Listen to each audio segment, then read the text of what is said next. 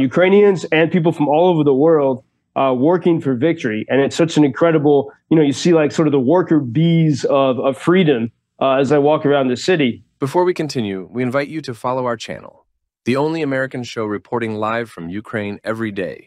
Let's get to some world news this morning. South Korea is warning it could consider supplying weapons to Ukraine in response to North Korea allegedly dispatching troops to Russia. Let's check in with Joseph Lindsley in Ukraine. Joe, this would be a significant escalation, wouldn't it? Well, perhaps, Bob, hello from Kharkiv. That word escalation is always a bit tricky.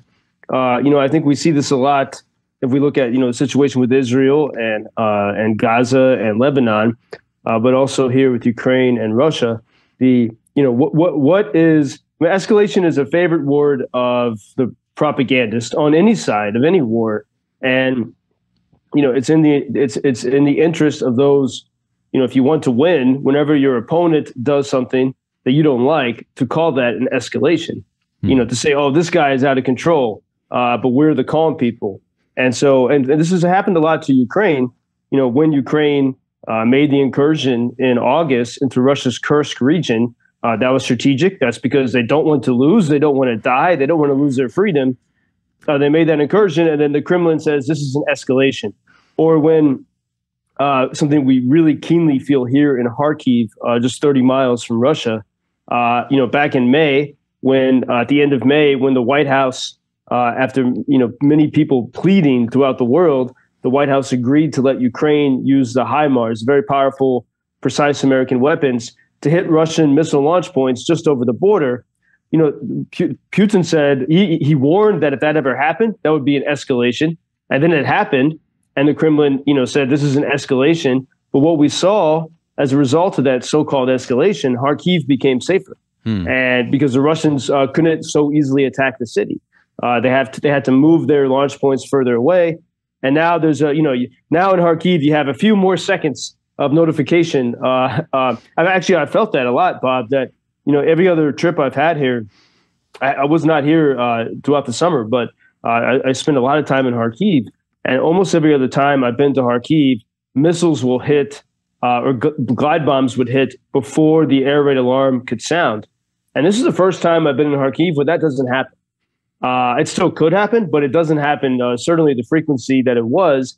And that's because of this so-called escalation of Washington allowing Ukraine to use the HIMARS in a very limited way, that band of about 100 kilometers on Russian soil. And so I think the escalation, it's a tricky word, and it all depends on your perspective on which side do you want to win. Good point about escalation and what it really means. Email from one of our listeners, Christy, writes, Bob and Joseph, how about a shout out to a group of Ukraine firefighters taking a break from their jobs in the war to participate in the Worlds of the Firefighter Combat Challenge held in Nashville this week. A tough competition with firefighters from all over the world. Many are setting new world records. Check out their website. It's so amazing that in spite of the war, we have various organizations, different groups from Ukraine participating in things like this in the United States, isn't it, Joseph? Yeah, and I think that's where you really see the strengthening of connections beyond the political rhetoric. I mean, right now you have the UN Secretary General in Russia. Again, as we mentioned yesterday, he refused to go to Zelensky's peace summit in Switzerland. He's there meeting with Putin. You have the Prime Minister of India, Narendra Modi, saying he wants peace in Ukraine, but meeting with Putin, saying that they're great friends. Even, by the way, it was a sleepless night here of air raid alarms. The city of Sumy, the past 5 days, Sumy's between here and Kyiv. The Russians have been absolutely pounding it. Families have been killed, including teenage girls that were sleeping. So while that's happening, the high-level leaders seem to be aloof from what's happening here in the ground and what Russia's doing. But the regular, the hardworking people, the firefighters, the veterans, the good people around the world, there's such a strong connection. And even, Bob, as I walk around Kharkiv, almost anywhere I go in Kharkiv, I run into people I know or people who know people I know, Ukrainians and people from all over the world working for victory. And it's such an incredible, you see like sort of the worker bees of freedom as I walk around the city.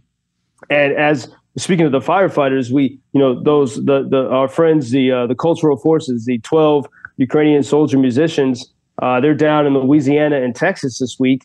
And a few days ago, they were playing they were in Shreveport, and they played there was a barbecue, sort of an annual barbecue for Shreveport cops and firefighters.